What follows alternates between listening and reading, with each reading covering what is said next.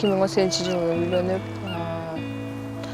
быйыл балалуу болдук. Балабыз 10 айга чыгып калды эркин. Ат ысымдарга терең маани берип, эркин деп койдук. Эркин бул ушул эркин жашоону билдирет.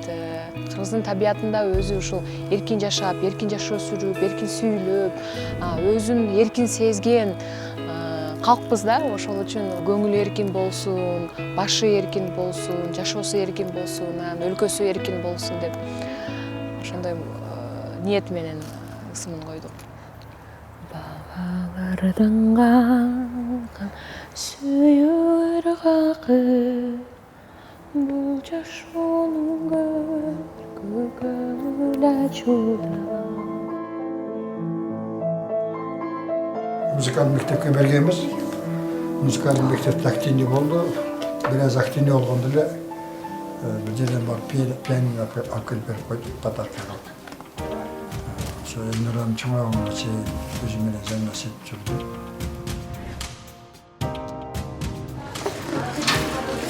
Бул жакта ушул мал карамайбыз. Букаларды кармайбыз. Бул жерде азыр ушул бир бөлүгү гана ушул жерге алып келдик.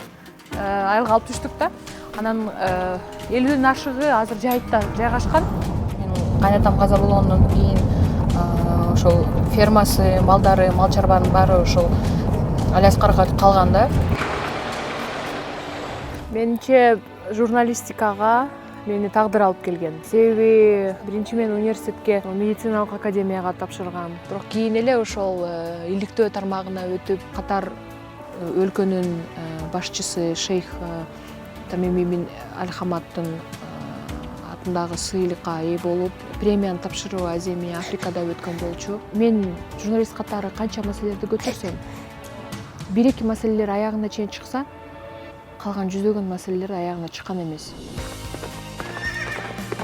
Мен биринчи иретте ушул жогорку окуу жайда окуп жаткан студенттердин астына баргым келет. Мугалимдер кандай көйгөйлөрү бар?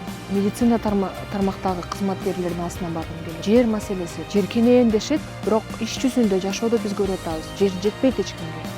Жердин баарын урдап жатышат. Малга жайыт жок болуп жатат бүгүнкү күндө. Ошол маселелерди ким чечет? Жогорку кеңеш чечпесе. Жогорку кеңеш ошол маселелерди көтөрүү керек. Ошонун алкагында мыйзамдарды жаңылатуу керек, өзгөртүү керек.